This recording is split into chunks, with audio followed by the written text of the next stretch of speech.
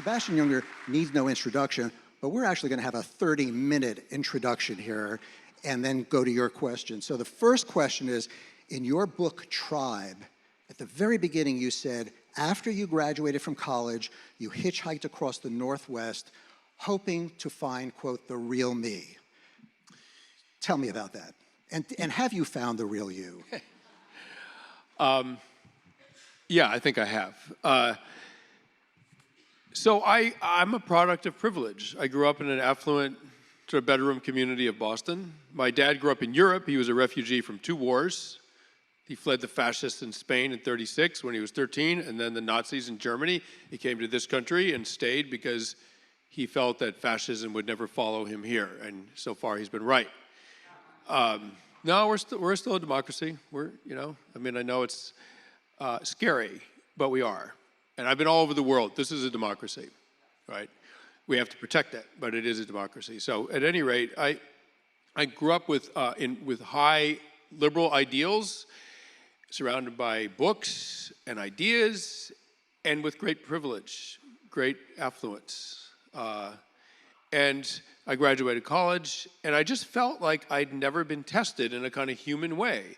And as a young man, I felt like I'd never had not yet proven myself. I know that sounds sort of gendered and archaic and all that. It is, but it's also true. I mean, our species has some sort of eternal truths in it, and one of them is that I don't know how young women feel about things, of course, but I do know how young men feel about things, and they really feel the need to demonstrate their worthiness to their society, that they can be trusted, that they're prepared to sacrifice themselves to protect others. That has been the human norm for millennia. And the downside of a beautiful, wealthy, protected, safe society is that young men never get to do that. And you specifically, I mean, you have proven it very often taking risks, a level of risk that very few people would take. But I want to go back to, when was it, the early 1970s? And if we had been sitting and meeting each other in the early 1970s, I would have looked over at your leg and said, man, what happened to your leg? That is some bad news. And you would have told me. Right. So early 1990s. Early 1990s, of course. So basically the trip around the country hitchhiking was one long initiation rite where I had to fend for myself, and none of the assets I was born into helped me out there. I graduated college. I was a smart kid. I majored in anthropology. I did, whatever. I was interested in the world. Nothing kills your career potential like being interested in the world and following that for a while, right? So by my late 20s, I was trying to be a freelance writer, but couldn't make a living, and I got a job working as a high climber for tree companies. So I was the guy 50, 60, 80, 100 feet in the air on a line with a chainsaw, taking trees down in pieces. And at one point, the guy who hired me said, if you do this work, you will hit yourself with a chainsaw. You will get cut.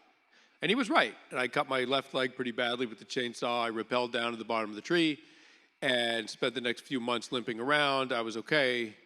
But I was living in the town of Gloucester at the time. A huge storm hit, and a local boat was sunk, the Andrea Gale. It's in the fall of 1991. And I thought, I saw the storm hit Gloucester. The boat was from there. I thought, maybe I'll write about dangerous jobs. And that sort of like coalesced my interest. It gave me an identity in the publishing world. And my first book was The Perfect Storm, which I hadn't intended to be a bestseller. I mean, it didn't even never crossed my mind it would be a bestseller. But that sort of sent me off in the direction that has landed me in this seat today. Well, and from what I read, it wasn't even your intention to write a book about the perfect storm. Yeah, I mean, originally I was going to write a series of essays about dangerous work. One of the other jobs I was going to concentrate, I had logging, I had all this kind of cool stuff, right? But one of them was war reporters. And my dad had, as I said, fled 2 wars. Wars impacted my family very, very much. There was a civil war in Bosnia at the time. And I thought, why don't I just go to Bosnia and see if I can figure out how to be a freelance war reporter? And off I went, and I fell in with some other freelancers. We wound up in Sarajevo, which was completely besieged. analogous to what's going on in Ukraine, although on a sort of smaller scale, but still just as horrific. And I learned how to be a war reporter. I was with other freelancers. They're mostly young men, and I just found I sort of got this interesting insight into the young male psyche. I think I left after my girlfriend at the time dumped me. Right, I was like, all right, I'm going to Bosnia, and so I got over there, and almost every single young male freelancer I met over there had also just been dumped by their girlfriend, and I was like, what is this? Is this like an archetype or something? Like, so anyway, but it changed my life, and so I continued writing books and continued war reporting until 2011, when my good friend and colleague and brother, Tim Hetherington, was killed in combat in Libya.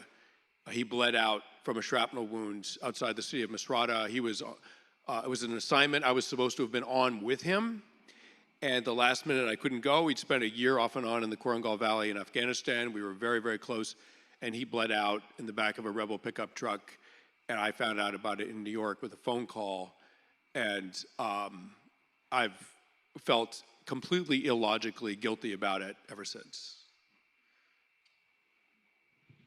I mean, and by the way, if you have not read Sebastian's book, War, and especially seen the documentary that he and Tim Hetherington shot and produced together, I mean, it's really one of the masterpieces of war reporting. And it's interesting because about this risk-taking, you've had to assess risk and reward during this whole career of war reporting.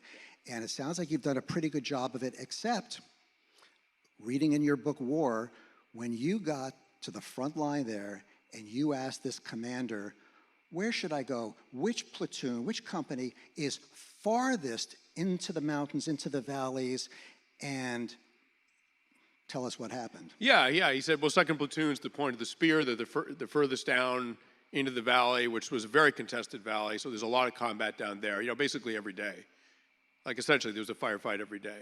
And so in soldiers' terms or journalist terms, like, oh, surf's up. Like the story I'm here to cover is happening every day a couple miles down that road. That's where I want to go. And I also knew that they put the best units in the worst places. And so if 2nd Platoon was in that place, they're probably the best platoon in the company. So off I went, and this experience sort of transformed me. I mean, we were up on a hilltop. They had no electricity, no running water. They nothing. I mean, they were completely isolated, no communication with the outside world. And they were there for 15 months, and they were in combat almost every single day. And I really became part of the platoon, and it was my first experience in some ways in something that I've been looking for my whole adult life, which was, and again, this is the human norm. This is what we evolved for. It's what makes us such an amazing species. I experienced this incredible thing of being part of a group where I was at least as concerned, if not sometimes more concerned, with the welfare of other people than with my own welfare. And any human group where the individuals in it are concerned more for the group than themselves individually, any human group like that will be actually safer. Everyone in it will be safer. And it's a transcendent feeling. Parents feel it for children. Sometimes they feel it for their spouses. But to feel it in a group, in a dangerous environment, watch young men function like, or young women, there were no women out there, but in the combat units with women as well, of course, is absolutely transforming. And I remember, I'll end with this, I remember this one guy said to me, we were on an ambush, which means a lot of sitting around. It sounds exciting, but it's actually extremely boring. And I mean, you're basically behind a tree waiting for someone to walk by you, right? And usually they don't. So anyway, a lot of time to kill. And this guy, Brendan, said to me, it's weird. There's guys in the platoon who straight up hate each other, but we would all die for each other. That's what's extraordinary about the human species. And that's what those guys miss when they come home. And yet you don't have to, you can experience that without the extreme risk you took. And, I know having worked at CNN for 17 years, I never went into the war zone because I was much more risk averse than you. But I was talking to those reporters who were in the field, sometimes talking to me as calmly as you can imagine. And I was trying to fine tune their writing. And they would say, Michael, we're in the middle of a firefight at the moment. And it was true, totally calm. But at that point, you were as an experienced war reporter. And even so, I remember reading in your book, War, you and Tim were not prepared for the level of violence that you were going to experience. Yeah, I mean, neither were the soldiers, right? I mean, they all wanted to go to Iraq because they thought that's where the fighting was. This is the 173rd Airborne. So these guys are wired for combat. That's why they joined the military. And they thought it was all happening in Iraq. And then they were told that they were going to eastern Afghanistan, some sleepy little valley called the Korangal Valley. They're like, oh my God, we're going to be sitting around like having tea with village elders all year. And in fact, that's not at all what happened. So they were pretty shocked as well. And we got in there, and it was full on. And because the Taliban, they knew every step you guys were taking. Yeah, you were down in a valley, and they were above, right? Right. I mean, they were a mobile insurgency, and the strength of a conventional military comes from the fact. I mean, yes, it's visible, and yes, it's sort of obvious, but it has a lot of firepower. There's a real methodology. The power of an insurgency is that it's highly mobile and hard to pin down. They're two very different strategies, right? And you know, you can see that play out in MMA and boxing. I mean, in any adversity, there's the power of strength and size, and there's the power of quickness and mobility. And my most recent book, Freedom, is about the fact that only in humans can a smaller individual or a smaller group defeat a larger one. Every other species size wins. In humans, the smaller adversary can win because they're quicker and more mobile, and they burn through fewer resources, either metabolically or at a sort of like national level. And as a result, there is the capacity in human affairs for freedom, for autonomy, for being self-defining. If the big army, the big guy, the big bully always won, we would not be free. But that's not what human history looks like. You know, and we're going to get to your latest book, Freedom, in a bit, but as I think about what you experienced there, you've just got to tell me, all these people were running, you talk about evolution. I mean, people were not made to carry 100, 150 pounds on their back and run. And in that documentary, Restrepo, I heard your heavy breathing. I heard Tim's heavy breathing. We didn't see you on camera because you were carrying the camera. And you could even describe to us how you got those shots while under fire and literally running for your life. And by the way, where did you get that fortitude and even the physical ability to survive? Because you didn't go to basic training. Right. Well, thank you. I mean, I appreciate all that. I haven't really thought of it in those terms. I mean, people are very imitative, and if you're in a dangerous situation, you learn to be really observe what other people are doing and imitate them as closely as possible. I'm sure that's true if you go to prison. It's true on the first day of school when you're, a freshman in high school, whatever. I mean, that's what we do, is we look around, see what everyone's doing, and do the same thing. And if all the soldiers are taking one knee, you take a knee. And if no one's talking, don't talk. And if everyone's behind a tree, get behind a tree. I mean, it's not that hard. And the comfort of being in a group is enormous. I mean, I've been in great danger by myself, and your mind is blank with terror, right? In a group, even if it's dangerous, there is something about the affinity, the sort of group connection that acts as a sort of buffer for your fear. And I got to say, I would get very anxious before combat if we knew we were going out on a combat patrol that would wind up in a firefight, probably. And afterwards, I would have consequences as well. But during the combat, I didn't really feel much of anything. And the human mind, the human body is great at surviving. And one of the things it does is shut everything down when you're in a critical situation where you can't afford to experience fear, because fear, it can be incapacitating. And so you get this sort of, it's like being in shock and not feeling pain. It's like this is bad, but you're not experiencing it as bad. And then later, it's a great survival strategy. The problem with it is like a credit card. you put it, you pay the debt with a credit card, then you start paying it, you're paying it off later with an additional 30%, right? Same thing emotionally. I'm not going to feel this right now. I'm going to feel it later, and that means you're going to be feeling it a lot worse. And that's sort of where PTSD comes from, I think. And speaking about PTSD, well, there's a lot of ways we could go right now, but you talked about terror, and I read somewhere that your agent said, you know what Tim told me? He said, I must be terrified in order to accomplish what is asked of me. And so why is that? And the other thing I would ask is, people haven't really asked of you. It's what you've asked of yourself, it seems. It seems you are totally self-motivated, and you created your assignments. But first tell me, why do you need to be terrified? I know I don't quite remember that sentence, but I guess what I would say, that there's something powerful that can come out of those extreme feelings. And I think one of the things that really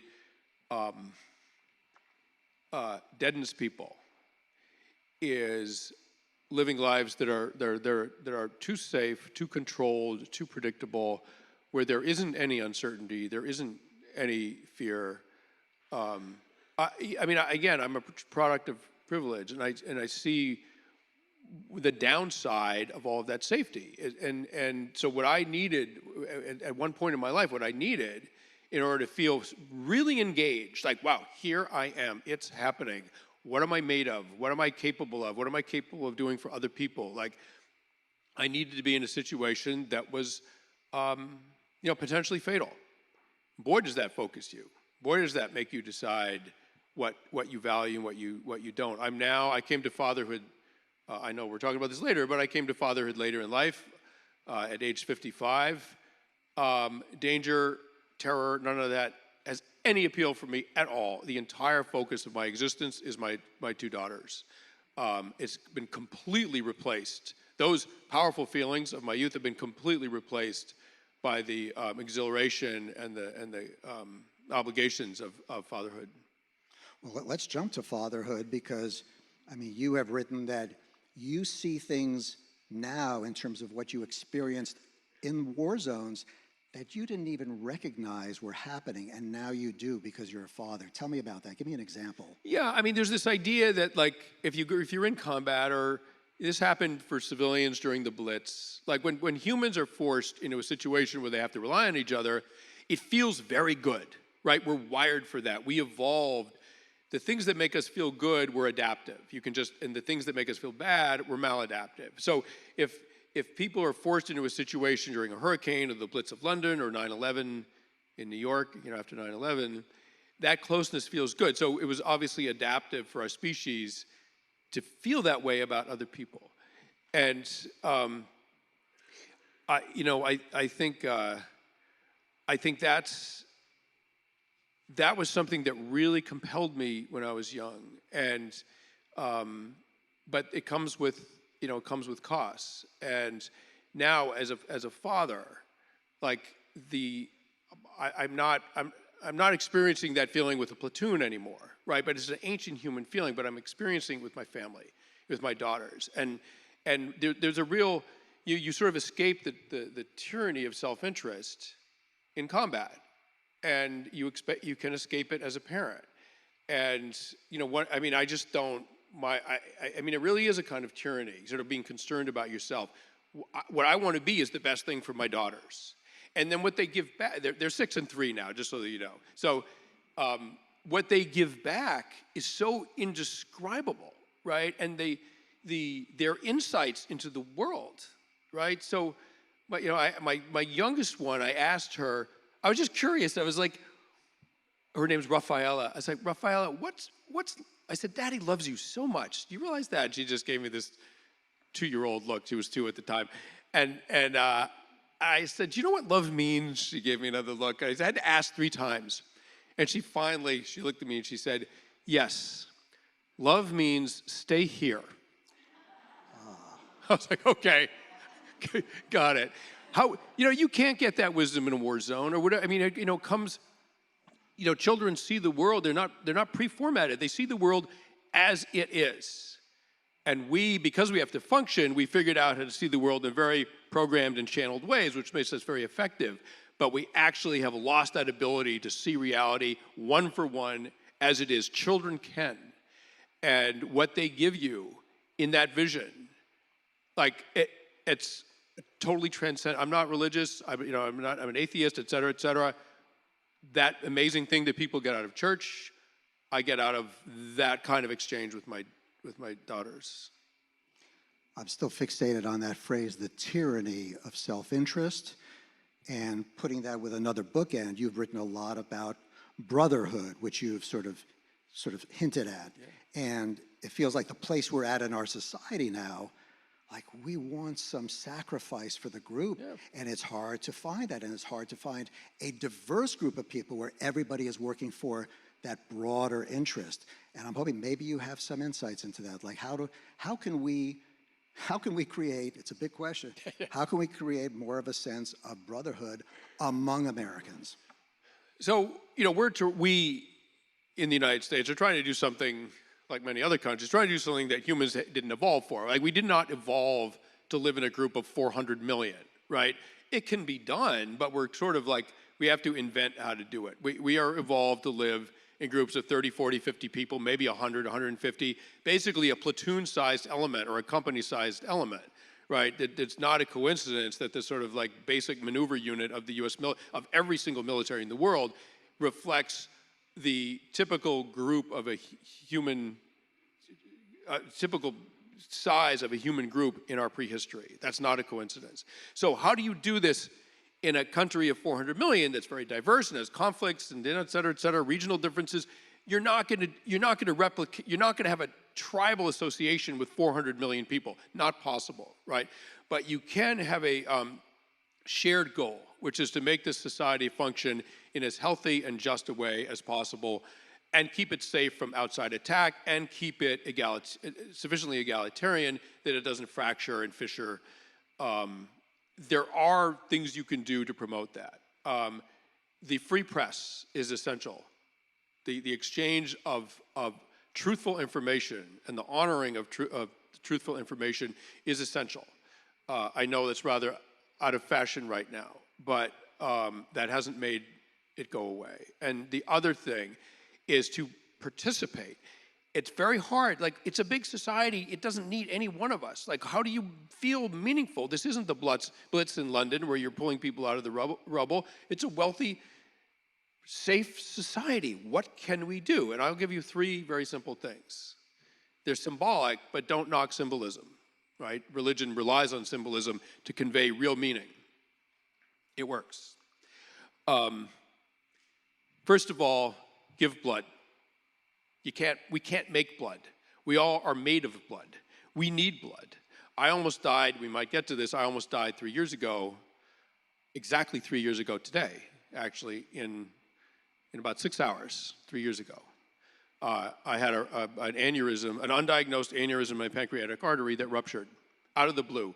Abdominal hemorrhage is a killer, right? My mortality risk was 70%, 70. I barely made it. I needed 10 units of blood. They barely saved me, right? It just happened in the driveway of your house. I was talking to my wife, and I felt this pain shoot through my abdomen. It was the aneurysm rupturing. It was complete freak. It had nothing to do with my health. It was an anatomical anomaly in my abdomen. It ruptured. It kills almost everybody, right? And I managed to survive. And I survived because 10 people somewhere gave blood. When you do it, you feel like you're part of something, right? You'll never know the person that it goes into, but suddenly you're part of something, and it feels good, right? Getting stuck with a needle never feels good. This does, I promise you. And I give blood as much as I can. I owe the universe 10 units, plus however many more I can give in the rest of my life. Jury duty, you must serve on jury duty. I know it's a pain in the neck. I know you think it's boring, et cetera, et cetera. It doesn't matter. The jury is the thing that keeps us from being in a tyrannical society. No one person can decide the guilt or innocence or the fate of another person. It takes a jury of peers. No sheriff, no president, no company like president, no whatever. Only a jury can. You must serve on jury duty. And I tell you what, it's actually an amazing experience, even while being amazingly boring sometimes. And finally, vote. The country needs you to vote. If you don't vote, you won't have a country. End of sentence. You got to do those three things. The country needs you to do them, but if you do them, you will experience this amazing thing of being part of something greater than yourselves. And that is gold. That's the point of life. So thinking about this whole trajectory you've had here, well, first of all, again, I'm going to ask you before we go to the audience, who is the real you, and what was the pivotal turning point? How would you define the real you? Well, back when I was 21, hitchhiking across the country, I wanted to know if I was like courageous and adventurous and, whatever. I was testing myself. And this has to be in quotes, that the real you changes throughout your lifetime. And the things that are good and healthy and human at age 20 or 30, a certain amount of risk-taking and a certain amount of adventuring, right? A certain amount of selfishness, self-focus. Those same things at 50 or 60 risk being pathetic, right? And if you are in the sort of more contemplative, quieter life that's typical of someone in their 50s or 60s and on, if you were doing that at 20, man, you're missing out, man. The world is out there just thumping away. What are you doing? You're like, come on, get out there. So the real you changes, must change, should change as you go through your life. So, the real me right now is that, what is the real me? I'm a dad, I'm a husband. I believe I'm an honorable person. I'm pretty sure I'm a good citizen. I think I sometimes have something to contribute to the public conversation through my writing, sometimes my speaking. That's the real me. And it's not the sort of attention-seeking drama of when I was 30, right? Thank God. But thank God I was doing that when I was 30, right? So it really sort of depends on your age. So listen, the message is wait till your 50s until you have children. Please don't go earlier than that. I'd like to take some questions from you all. I'm sure you have a lot of questions. Who wants to go at it? Yes. I'm going to repeat that question so that everyone can hear it. How have you thought about how you're going to bring your daughters up so they're exposed to less threatening experiences? And you'd probably add, but are also adaptable. Well, I thought you said it was how are you going to bring your daughters up so that they're exposed to threatening experiences, which is a reasonable. They're both. Of course, you don't put children's life at risk, but you can be in situations that are unsettling. That's enormously good, right? Backpacking in the wilderness, very safe, probably safer than driving to the trailhead, but unsettling, right? I think you want to create situations where you're not in control of everything. I spent a lot of time in Africa, in West Africa during the civil wars, and I had some extremely unpleasant, terrifying experiences there. But my wife and I went back before our youngest daughter was born with our eldest daughter, Aisha, to Liberia, right, which was a war-torn civil, country, and now is just poor. It's totally stable and peaceful. But it's a chaotic, sort of developing world environment, right? And I was sort of curious, like a lot of noise on the street and a lot of foreign sights and sounds, and my daughter loved it, absolutely loved it, and she totally stimulated by it. So we want to expose them to the human drama, right? But they are not. I'm a real believer in this. So first of all, we sleep on a pad on the floor together. The way humans have done for maybe 300,000 years until England invented the child's room in the 1800s, I think. That was children just sleep with their adults, right? That's what they've done what our species has done forever. we still do that. And they also, they are not allowed any touchscreen anything, nothing, right? We don't have a TV. I can prove it. I have a flip phone. Here it is. My wife has a smartphone, but she basically, it's like we have a toaster, right? The toaster's on a shelf. When you want some toast, you go put the toast in the toaster, right?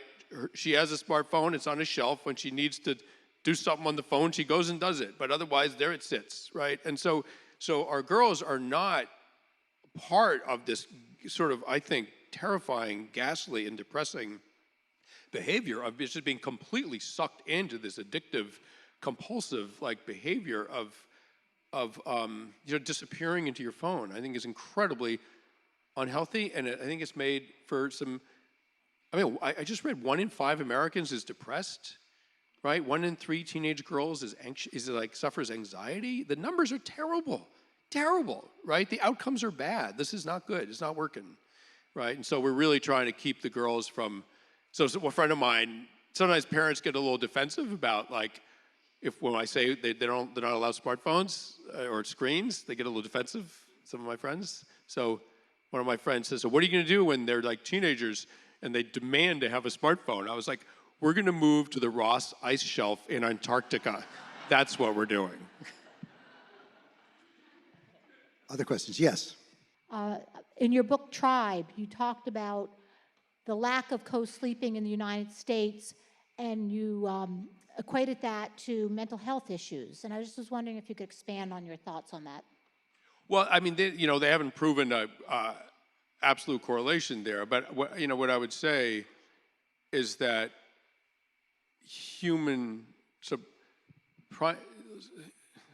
young primates of every species, including our own, are only safe in the proximity when they're close to adults, right? That's true for chimpanzees, every species, and humans, right? And we are wired, infants from like day one are wired for survival.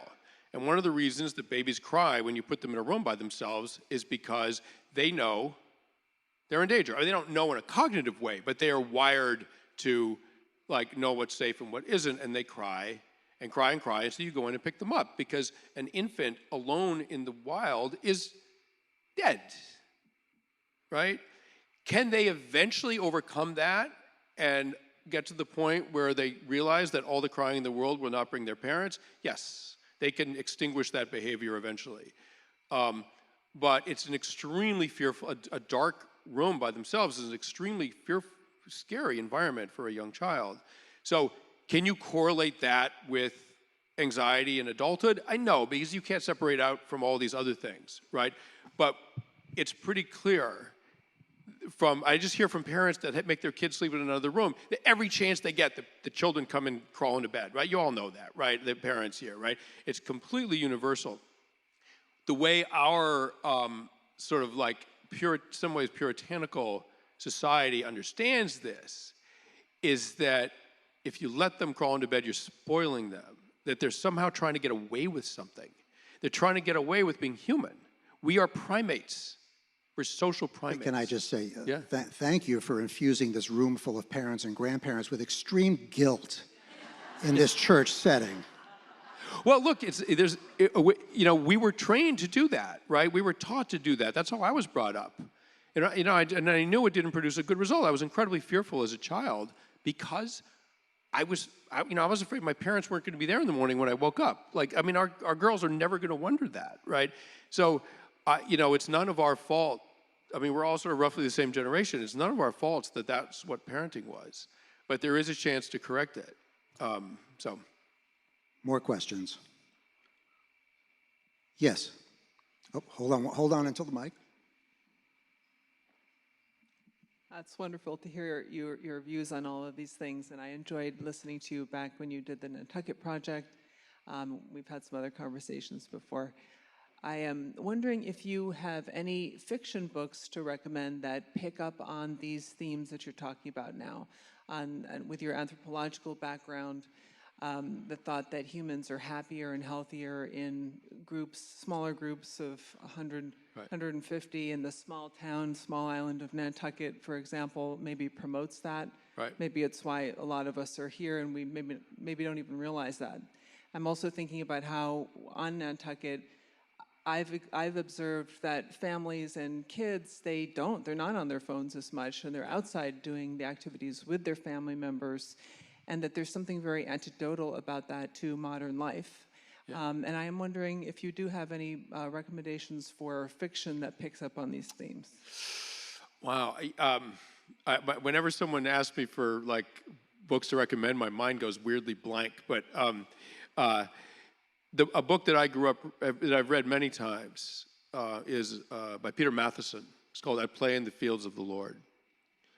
And it's about the intersection of Western society and Native society in the Brazilian Amazon. It's an absolutely extraordinary book. It doesn't address your question directly, but and I'm not I'm not particularly versed in fiction, so I'm not sure I want to sort of like dare answer that. But certainly, there's an enormous amount of anthropology that supports. I mean, it's not even an idea that needs supporting. Our evolutionary history is what it is, which is that we evolved in groups, small groups. And are we happier? Happiness is a very elusive thing. It's very hard to define. It's very hard to measure. I live in New York City. There are some extremely happy people in New York City, and I'm one of them. But I live in New York City in a very tight neighborhood, in a low-income neighborhood, mixed income, where everyone knows each other. But an easier metric is suicide, depression, mental health issues. Like that's an easier metric. And what it seems to be is there was a sort of global study, and there seemed to be a correlation between the more affluent a society, the higher the rates of depression and suicide. And poorer societies, where they're more cohesive, that has its own stresses, but some of those mental health issues were buffered against. So, happiness and meaningfulness are different things. There's a lot of stressed out parents who aren't very happy at the moment, but the meaningfulness of being a parent is you can't even calculate it. So happiness is a very elusive word that is hard to sort of build a theory around. I'll tell you something, your college major of cultural anthropology has really shaped your life. Yes, it has. I see everything sort of anthropologically, sometimes to the enormous annoyance of my wife. And I seem prone to sort of like, I don't know, I mean, God, sort of breakfast lectures. Like if I start thinking about something like, did you know that in baby lemurs, they blah, blah, blah. And my wife is like, it's 7:30. What are you doing? She's still with me, fortunately. Other questions? We've got about 5 more minutes. Yes. Based on what you've seen on the battlefield, what do you think will be the outcome for the Ukrainians, especially the Ukrainian army? The outcome for the Ukrainians, fighting Russia, of course. They've invaded, a completely unprovoked invasion, in my opinion. And I mean, from the first days, I just thought the Russian effort is doomed. It's not going to work, right? I mean, they couldn't. It took the Russians 2 wars to conquer Chechnya, which had 1 million or 1.5 million people in it, and no Western backing, right? Ukraine has 44 million people and Western backing. It's not happening. And even if they had overrun Ukraine in the beginning, they'd have to control it. We overran Afghanistan in a weekend practically after 9/11. I mean, I was there. I was with the Northern Alliance when Kabul fell. Kandahar fell a few weeks after that. We tactically speaking, we controlled the country almost immediately, but we were not able to occupy it successfully. It was too big. And by the way, that company you were with, that you embedded with, it was fascinating because, what we haven't talked about, we've talked about the war experience and small teams can beat bigger teams more. To what end? Like, what is success? Right. And in the case of what you were covering, I remember the U.S. was trying to help the Afghan elders and that community build a road that would have connected them to a broader economy and could have won them over from the Taliban. Never happened. Why not? I mean, that answer to that is very complicated, but, the short version is we went into Iraq. right? We did not, I mean, Afghanistan is a big, sprawling, complicated country. If you wanted to win the war there, and by winning the war there, that means stabilizing the country enough to bring in a stable, or at least roughly democratic system, so that it's not a failed state that can harbor terrorists, right? I mean, that was the sort of the thinking behind the nation building. It's solid thinking, but you can't do that with 15,000 troops, which is what George Bush left there when he moved on to Iraq. It's not happening, right? So why the road never got built in the Korangal, it's sort of an extension of all that stuff. Like, we just didn't have the will, the money, the manpower to do it. Like we went to war with the military we had, not the one we wanted, which was the famous quote. Well, we went to war with a third of the military we had because the rest of it was in Iraq. Right. Before we go to the last question, I just want people to know that. So your latest book, Freedom, which was a much less risky endeavor, but very, very powerful. You are going to be speaking tonight at the opening ceremony. I hope you will all come to the Universalist Church. It's a great opening ceremony. 4 great authors, including you, will be giving brief reflections on what freedom means to them, and I can't wait to hear what you say about that. One last question. I think somebody had a hand up. Did you? Yes. So Sebastian, if with your experience in Afghanistan, and you're now an advisor to the president, and similar situations happen, how would you advise the president to project American power and conduct itself in face of the same type of dilemmas that we face in Afghanistan? I mean, every country is different, but what I would say is that the strategic and in some ways moral failure of Afghanistan wasn't that we went there. There were some good reasons to go there after 9/11. It wasn't that we weren't well-intentioned. I think we were. The reason the Afghans allowed the Taliban in 94, 95, 96, and I was there in 96. I watched them come in, right? The reason the Afghans let them in was because the Taliban promised to clean up corruption and run an honest and decent government. Repressive, yes. Horrific, yes. But it was not the corrupt criminal cartel that was there before, and that we stood up under the Karzai administration after we went in.